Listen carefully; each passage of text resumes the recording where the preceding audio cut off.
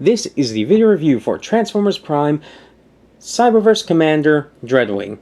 And this guy's pretty cool. I like the jet mode, although it does have a couple problems. These side bits to the cone here aren't very graceful. They almost seem too large. Even in robot mode, they seem just a little bit too large. And then you can see the arms from under here and the toes right here. So from the top, it's not the most successful. But from the side, it is quite nice. And from the bottom, I like the way that the legs and the arms just all kind of compact together. It's not the most aesthetically pleasing as far as what a jet should have, but it's just sort of nice how well all the round, bulbous parts of his legs and arms can just fit together so snugly. Now, one problem I do have with him it's not really a problem, it's more that strikes me weird, is he has this landing gear wheel here, but no other landing gear anywhere else. He comes with a sword that can plug under here, which would be useless, and then his Gatling gun from the show, which can also plug under here, and without having two of them, if he fired this, it would cause him to lose control and, like, go. So, these weapons, not very interesting in the jet mode, but they are quite nice in the robot mode. Now, to transform this guy, it's pretty simple. You pull his arms out like this. Then you depeg his legs from the back section here. And do be careful with these because, well, they're kind of loose, but they also come off quite easily. Maybe super glue would fix the coming off bit, but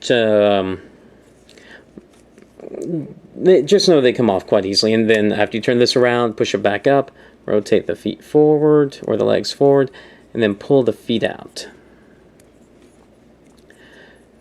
Next thing we're going to do is we're going to take the sides to the nose cone, pull them out, and I like these little gray pieces here because not only do they support his nice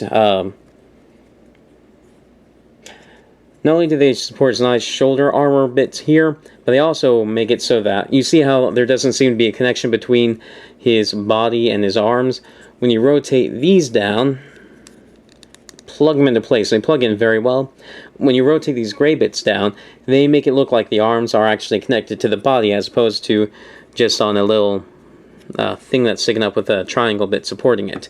So I like the way that works, and the overall robot mode looks very, very nice. I really like it. It looks pretty damn accurate to the show, except for that little bit up there, but there's no way to get rid of it because that's the hinge bit for the nose cone and these bits. Overall, I do like the way this robot mode looks, and I do like it, but like the jet had a couple of problems, so does this robot mode. First of all, the legs are kind of really loose. Not super, super loose, but they are loose. Probably just on mine, but it does piss me off, because sometimes he'll be standing and then... Although I did force it that time, it's more random than not, and that almost makes it worse for me because I can't rely on him to stand on his own. The other problem I have with this guy is, you see his instep. It is not flat.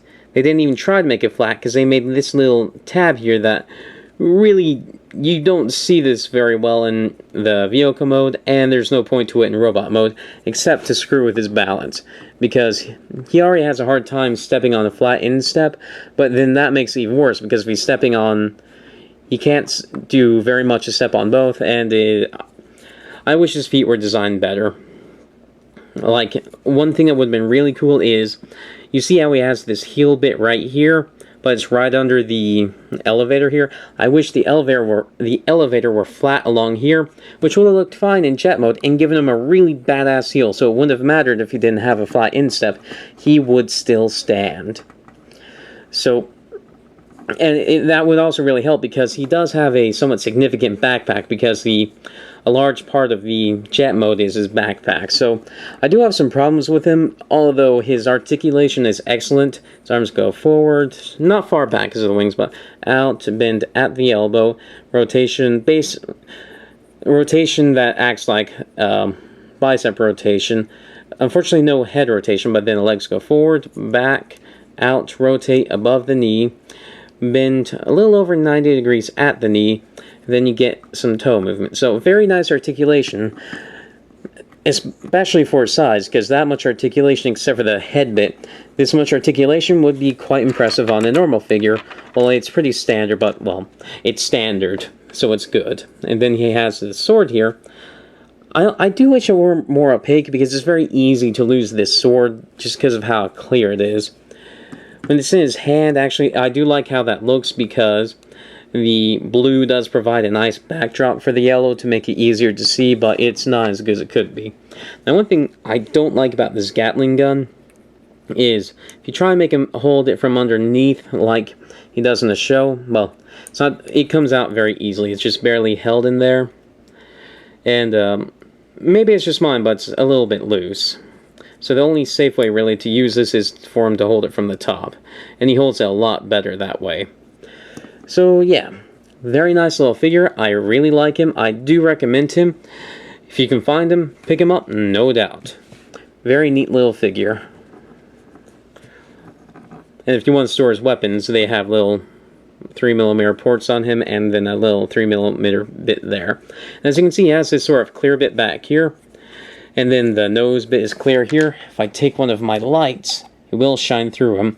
It takes a strong light to really do that, but it is a nice little effect. So yeah, highly recommended. And I reviewed Transformers, Power Rangers figures, Men in Black figures, Marvel figures, Brave figures. If any of that sounds interesting, please subscribe. Thank you for watching.